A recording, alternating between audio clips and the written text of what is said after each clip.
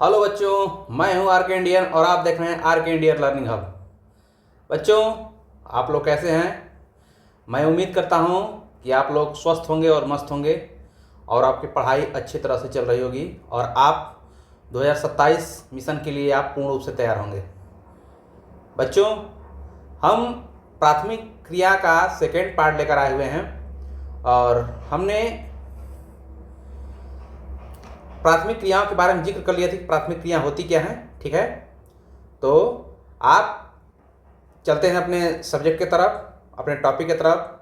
ठीक है, कि हमने क्या क्या पढ़ लिया था, एक क्विक रिवीजन आपको करवा देते हैं। ठीक है, तो आइए बच्चों, हमने प्राथमिक क्रियाओं के बारे में पढ़ा था, विषय वस्तु को देख लिया था कि हमने क्या क्या पढ़ना है। मानव क्रियाएं होती क्या है उसके बारे में देख लिया था हमने। ठीक है, आर्थिक क्रियाएं क्या होती हैं। ठीक, आर्थिक क्रियाएं क्या होती हैं? आर्थिक क्रियाएं कितने प्रकार की होती हैं? आर्थिक क्रियाएं कुल बताते 4 प्रकार की होती हैं।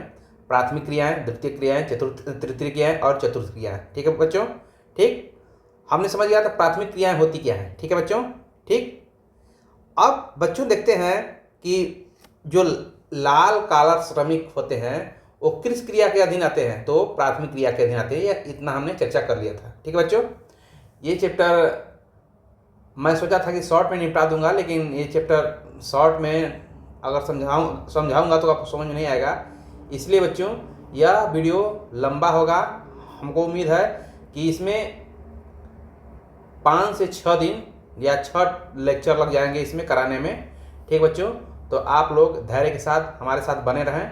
ठीक है, ये लगभग 5 या 6 पार्ट में आएगा, तो मतलब कि अगला हफ्ता भी आपका इसमें चला जाएगा। ठीक है बच्चों, तो हम देखते हैं अपने टॉपिक की तरफ। आइए बच्चों, प्राथमिक क्रियाओं में, ठीक है, प्राथमिक क्रियाओं में प्राथमिक क्रियाओं में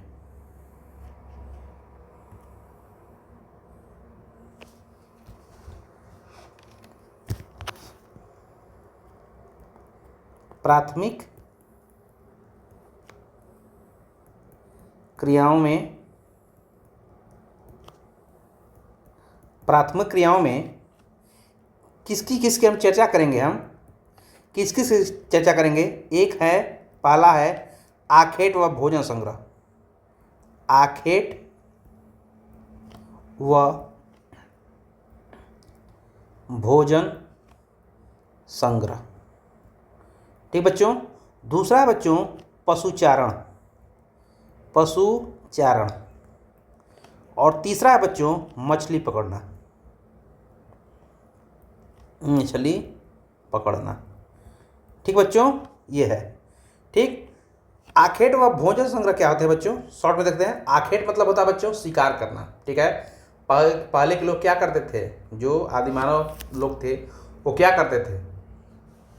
वो क्या करते थे? जीवन के लिए अपने आखेट शिकार करते थे, जानवरों को मार के खाते थे। ठीक है, या कंदमूल खा लेते थे। ठीक है, लेकिन बाद में उनको मालूम चला, ठीक, कि नहीं, इसका संग्रह भी जरूरी है। रोज मारते थे, रोज खा लेते थे, लेकिन उनको पता चला कि नहीं, इनको आगे बचा के भी हमको रखना है, तो उसको संग्रह करने, इकट्ठा करने लगे। नहीं, कल दिन हमको काम आएगा। जैसे हम खेती करते हैं आज, तो हम देखते हैं कि गेहूं की खेती कर लेते हैं, तो हम सोचते हैं कि नहीं, साल भर के लिए हमारा हो गया, अब साल भर हम इससे आराम से खा सकते हैं। ठीक बच्चों, तो वैसे ही ये क्या करते थे? आखेट व भोजन संग्रह करते थे। ठीक है, पशुचारण करते थे। ठीक, पशुचारण भी होता है प्राथमिक क्रिया में, और मछली पकड़ना होता है। इसकी हम डिटेल चर्चा धीरे धीरे करेंगे। आइए पहला टॉपिक देखते हैं बच्चों। पहला है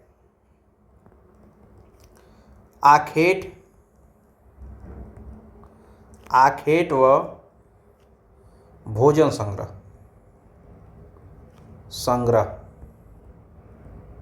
ठीक बच्चों, आखेट व भोजन संग्रह। ठीक बच्चों,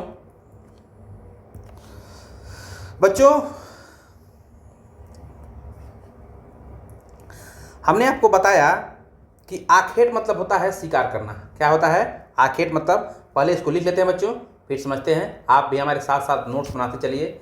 और आप जानते हैं कि लिखने में समय लगता है, इसलिए लेक्चर बड़ा हो जाता है। ठीक है बच्चों, अगर हम इसको PDF के थ्रू पढ़ाएं, ठीक है, PDF के थ्रू पढ़ाएं, तो ये 2 या 2-3 लेक्चर में ख़त्म हो जाएंगे। ठीक, लेकिन हमको लिख के पढ़ाना पड़ता है, इसमें समय अधिक लगता है बच्चों। इसीलिए यह वीडियो हम 3 के बदले 6 पार्ट में आपको लाएंगे, ठीक है।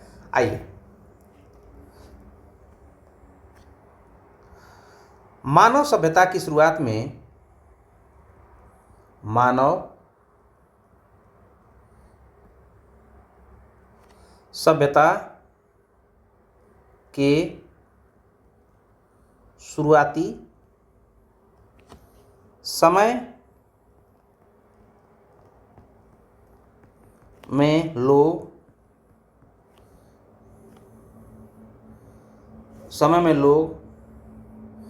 अपना जीवन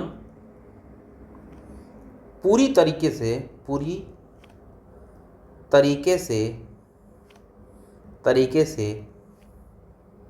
प्रकृति पर निर्भर था, ठीक है। वे 2 मुख्य काम करते थे, 2 मुख्य काम करते थे। पहला बच्चों, जानवरों का शिकार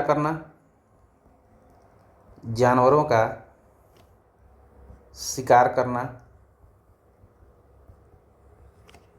दूसरा है जंगलों में कंदमूल, फल और जंगली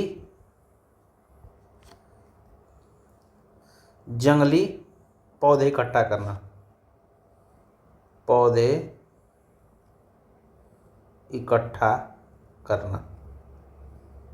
ठीक है बच्चों। हम बताएं बच्चों आपको, ठीक है, कि पहले आखेट का मतलब बताया है शिकार करना। क्या होता है? शिकार करना। पहले के लोग क्या करते थे? पहले के लोग पूर्ण रूप से प्रकृति में निर्भर थे, ठीक है। पूर्ण रूप से प्रकृति में निर्भर थे। जो प्रकृति देता था उनको, वो क्या करते थे, ठीक है, वो क्या करते थे? जाते थे जंगल में शिकार करने, ठीक है। जानवरों को मार के लाते थे, ठीक है। जानवरों को मार के लाते थे, उसी को पकाते थे और उसी को खाते थे, ठीक है। फिर अगर मान लीजिए शिकार नहीं मिला तो क्या करते थे वो बच्चों? कंदमूल, फल, ठीक है, फल को इकट्ठा करके उसी को खाते थे, ठीक है बच्चों। तो ये आखेट करना या शिकार करना है, ठीक है। आज की भी जनजातियां कुछ ऐसी हैं बच्चों जो आज भी यह काम कर रही हैं, ठीक है। ऐसी ऐसी जनजातियां हैं, अभी आपको आगे बता रहे हैं हम, ठीक। आज भी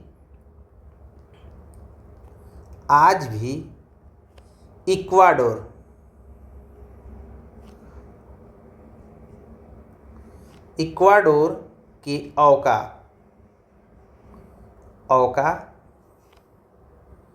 उत्तरी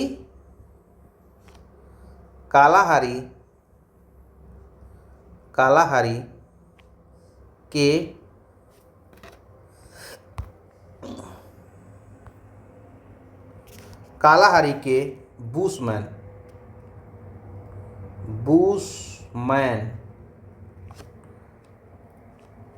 कांगो के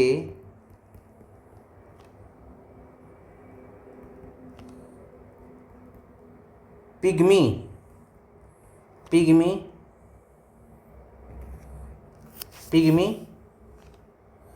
के लोग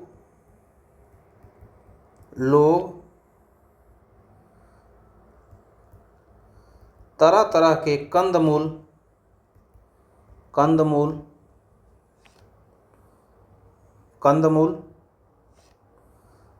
फल इकट्ठा करते हैं, कंदमूल और फल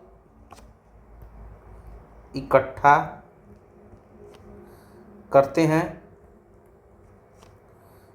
हैं और जानवरों को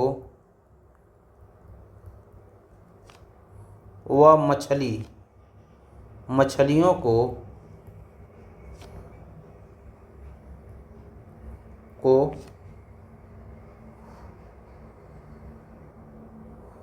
मारकर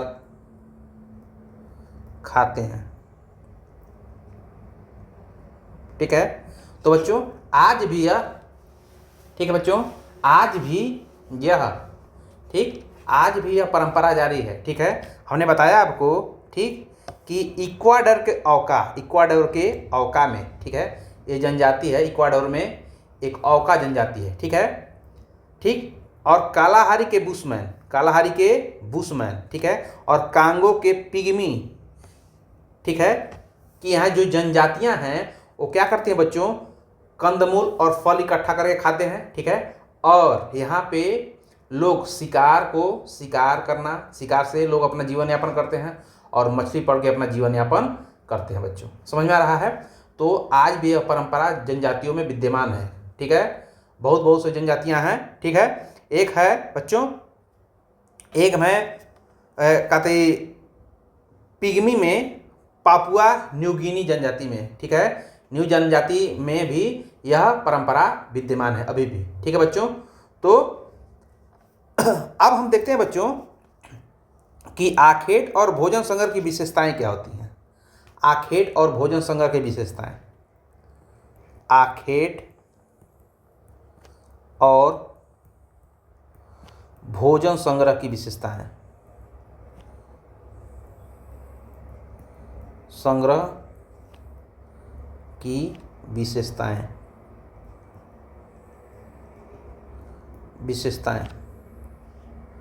आखेट व भोजन संग्रह की विशेषताएं। विशेषता इसकी क्या है बच्चों, इसकी क्या, आखेट व भोजन संग्रह की विशेषता क्या है? आखेट व भोजन संग्रह की विशेषता क्या है?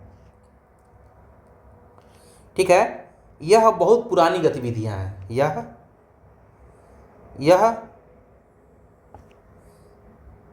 आखेट और भोजन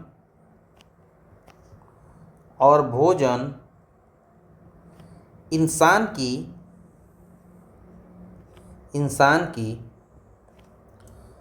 पुरानी आर्थिक गतिविधियां हैं।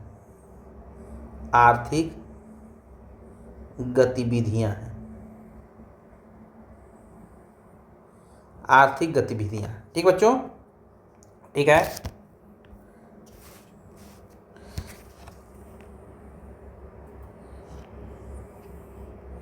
ठीक, चाहे यह गर्म इलाका हो या ठंड इलाका हो। ठीक है, ये दोनों में, ठीक है, शिकार करते हैं।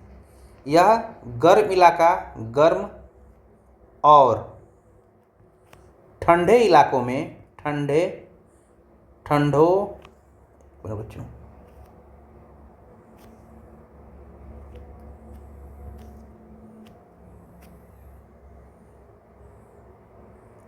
ठंड इलाकों में शिकार करके जीते हैं। शिकार करके जीते हैं। ठीक बच्चों, ठीक है, यह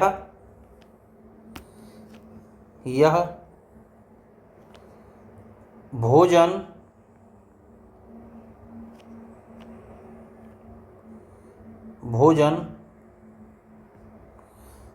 कपड़े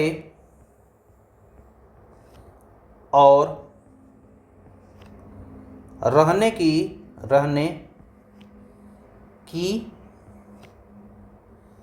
जरूरत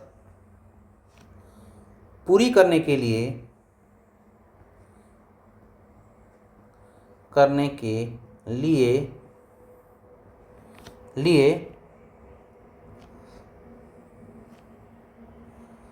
पशु और पौधों का उपयोग करते हैं। पशु और पौधों का उपयोग करते हैं। ठीक बच्चों, तो बच्चों ये रहा इसकी विशेषताएं कि यह मानव की बहुत पुरानी आर्थिक गतिविधियां हैं, ठीक है, बहुत प्राचीन काल से चली आ रही है। ठीक, दूसरी बात, यह गर्म और ठंडे इलाकों में भी अपना भोजन प्रबंधन कर लेते हैं, ठीक है, चाहे गर्म जैसे उष्णकटिबंधीय क्षेत्र हो या शीत कटिबंधीय क्षेत्र हो, दोनों में क्या करते हैं, अपना व्यवस्था कर लेते हैं, ठीक है। और यह पूर्ण रूप से प्रकृति निर्भर रहते हैं, ठीक है। यह अपना भोजन, ठीक है, अपना भोजन चाहे कपड़ा, ठीक है, कुछ भी हो, आवास या पशु पक्षी या पौधों पर डिपेंड रहते हैं पूर्ण रूप से, ठीक है। यह इनकी विशेषता है। ठीक बच्चों, अब हम देखते हैं बच्चों कि विश्व के भोजन संग्रह के क्षेत्र कौन कौन से हैं।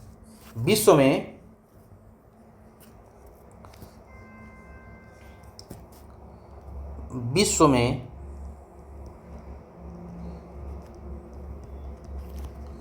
भोजन संग्रह के क्षेत्र, भोजन संग्रह के क्षेत्र, ठीक बच्चों।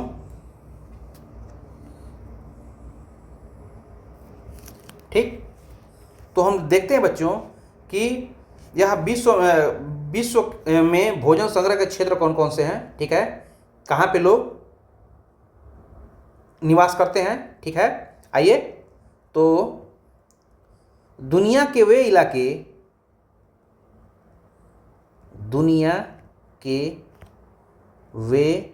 इलाके जहाँ लोग मुख्य रूप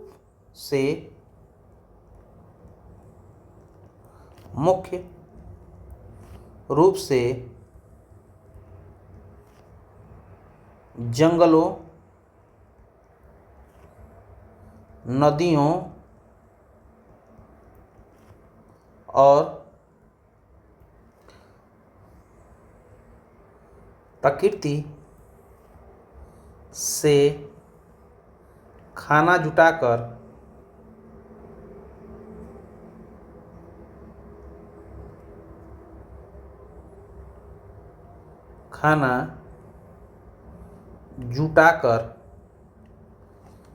अपना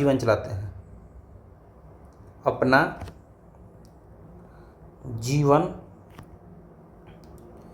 चलाते हैं, ठीक है। आइए हम देख लेते हैं उच्च अक्षांश वाले क्षेत्र। पहला क्या देखते हैं, उच्च अक्षांश वाले क्षेत्र, उच्च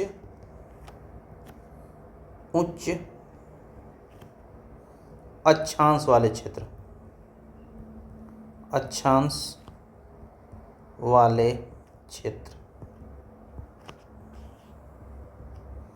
उच्च अक्षांश वाले क्षेत्र, ठीक बच्चों। तो बच्चों देखते हैं हम उच्च अक्षांश वाले क्षेत्र को देखते हैं।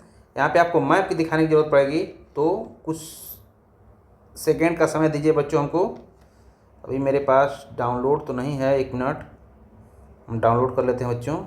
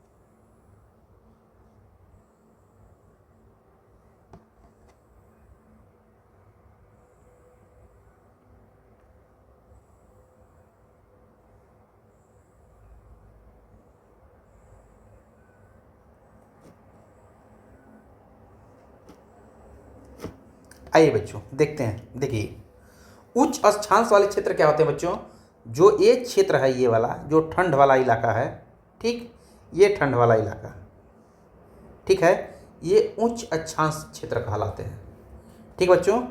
तो उच्च अक्षांश क्षेत्र में हम देखते हैं ये दुनिया के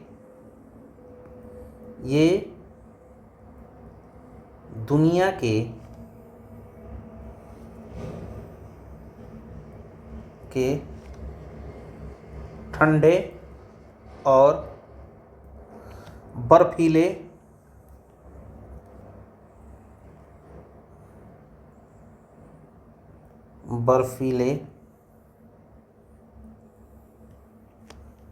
हिस्से होते हैं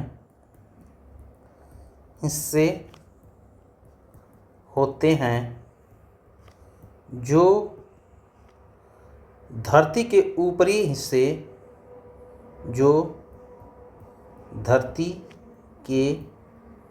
ऊपरी हिस्से या उत्तर या निचले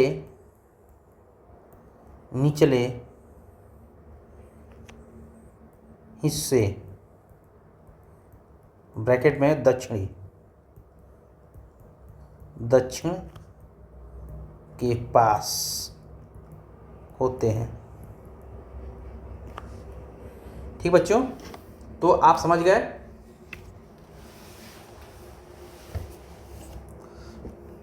बच्चों कि हम किसकी बात कर रहे हैं। उच्च अक्षांश वाले क्षेत्र वो होते हैं बच्चों जो, आइए ग्लोबल देखते हैं। ये वाला क्षेत्र बच्चों, ये वाला क्षेत्र, ये वाला, ठीक है, ये वाला क्षेत्र और ये वाला क्षेत्र, ठीक है, ये कहलाते हैं हमारे बच्चों उच्च अक्षांश के क्षेत्र। ये देख लेते हैं कौन कौन से हैं। आइए उच्च अक्षांश के क्षेत्र हम देख लेते हैं। जैसे बच्चों, जैसे उत्तरी कनाडा, उदाहरण के लिए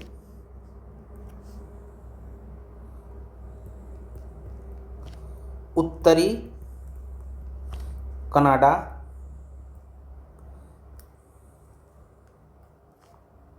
कनाडा, ठीक है, उत्तरी यूरेशिया,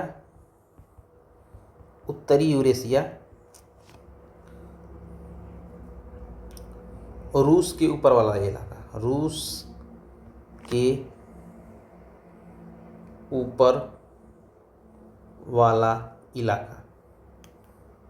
इलाका, ठीक बच्चों, रूस के ऊपर वाला इलाका, ठीक है। दक्षिणी चिली,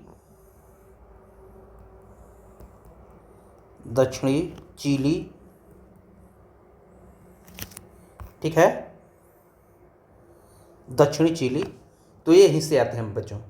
हम देख लेते हैं, अब मैप में देख लेते हैं। उत्तरी कनाडा बच्चों ये कनाडा है, तो ये वाला क्षेत्र, ठीक है बच्चों, ये वाला क्षेत्र, ठीक है बच्चों, उत्तरी कनाडा, ठीक है। दूसरा दिया है बच्चों उत्तरी यूरेशिया का बच्चों मतलब होता है ये उत्तरी, ये वाला ऊपर वाला एरिया, ये वाला एरिया होता है, ठीक है, ये कहलाएगा उत्तरी, ठीक है। अब है दक्षिणी चिली, ये बच्चों ये है हमारा चिली, है ना, तो इसको दक्षिणी चिली, ये वाला क्षेत्र कहलाता है, ठीक बच्चों, ठीक। अब आते हैं बच्चों, हमने देख लिया उच्च अक्षांश के क्षेत्र। अब देखते हैं निम्न अक्षांश के क्षेत्र। निम्न अक्षांश के क्षेत्र देखते हैं। निम्न अक्षांश के क्षेत्र,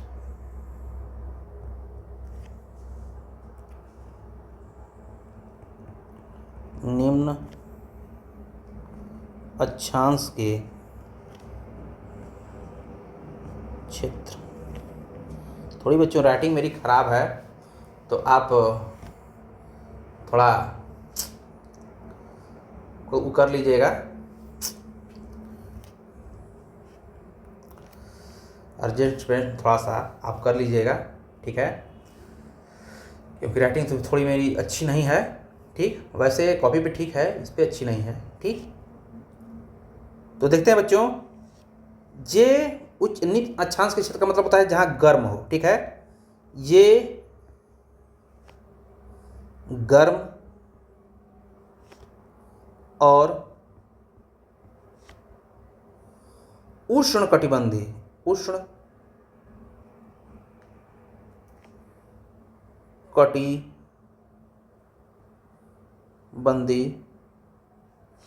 उष्णकटिबंधीय इलाके होते हैं।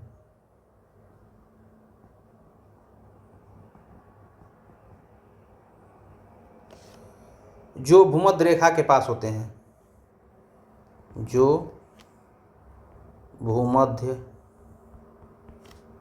रेखा के पास होते हैं।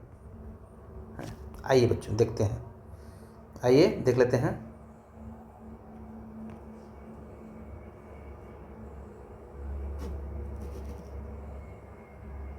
ठीक बच्चों, अब निम्न अक्षांश वाले क्षेत्र क्या होते हैं बच्चों, देख लेते हैं। निम्न अक्षांश वाले क्षेत्र, जो ये विषुवत रेखा है बच्चों ना, जो जीरो अंश पे है, ठीक है, इसको बोलते हैं विषुवत रेखा। ठीक है, इसको क्या बोलते हैं बच्चों, विषुवत रेखा। इसी को बोलते हैं विषुवत रेखा, विषुवत रेखा। ठीक है, विषुवत रेखा। ठीक है, तो जो विषुवत रेखा के आसपास का क्षेत्र होता है उसको बोलते हैं निम्न अक्षांश के क्षेत्र, निम्न अक्षांश के क्षेत्र बोलते हैं उसको। ठीक है, तो ये हमारा निम्न अक्षांश का क्षेत्र है बच्चों। ठीक है, ये वाला एरिया। ठीक है, उष्णकटिबंधीय क्षेत्र, इसी को उष्णकटिबंधीय क्षेत्र बोला जाता है। उष्णकटिबंधीय क्षेत्र, उष्णकटिबंधीय क्षेत्र, उष्णकटिबंधीय क्षेत्र।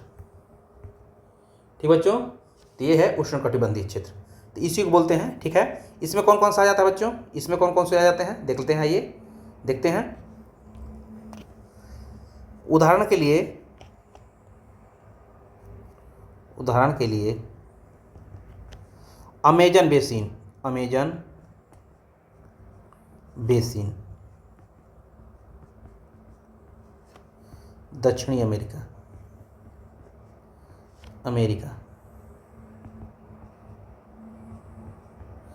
ठीक है, दक्षिण अमेरिका। ठीक है, उष्णकटिबंधीय अमेरिका, उष्णकटिबंधीय अमेरिका। ऑस्ट्रेलिया,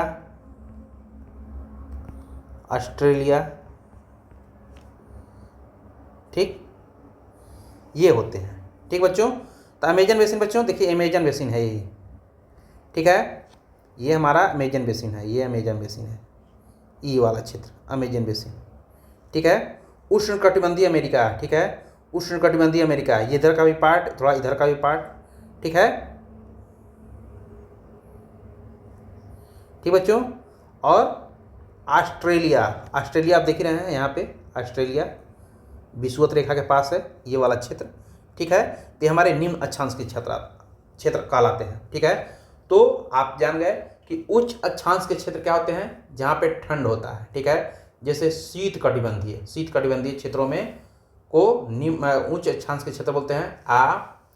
फिर से निम्न अक्षांश के क्षेत्र कौन सा बोला जाता है, निम्न अक्षांश का क्षेत्र मतलब जहाँ पे विषुवत रेखा के आसपास का क्षेत्र, जहाँ पे उष्णकटिबंधीय क्षेत्र को क्या बोला जाता है, उष्णकटिबंधीय क्षेत्र को ही क्या बोला जाता है, उष्णकटिबंधीय क्षेत्र को बोलते हैं निम्न अक्षांश का क्षेत्र। ठीक है बच्चों, तो ये हमारा रहा। ठीक है बच्चों, आइए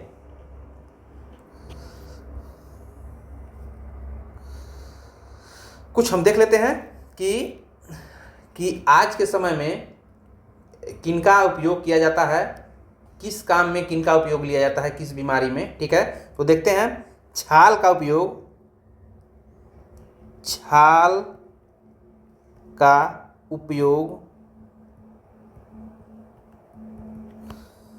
मलेरिया की दवा में, मलेरिया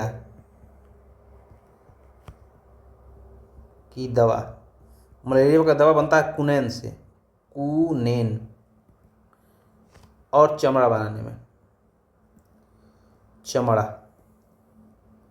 बनाने। ठीक है, पत्तियों का उपयोग किया जाता है, पत्तियों का उपयोग दवाइयाँ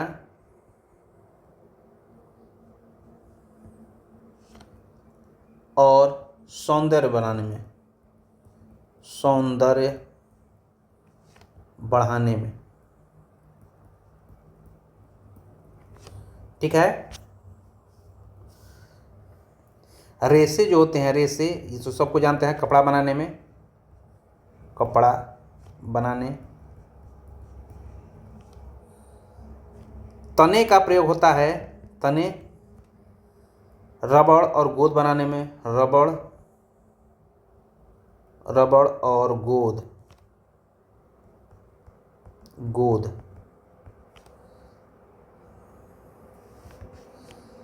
ठीक है बच्चों। जो जेपोटा है, जेपोटा, जेपोटा, ठीक है, जेपोटा नामक वृक्ष से च्युइंगम बनाया जाता है, च्युइंगम बनाया जाता है। ठीक है बच्चों। तो च्युइंगम किससे बनता है, तो आप बताएंगे जेपोटा से, जेपोटा के पेड़ से च्युइंगम, जो आप चबाते हैं, च्युइंगम जो चबाते रहते हैं फिर लास्ट में थूक देते हैं, ठीक है, वो च्युइंगम होता है। ठीक, वो किससे बनता है, जेपोटा के पौधे से, जेपोटा के पौधे से च्युइंगम बनता है। ठीक बच्चों।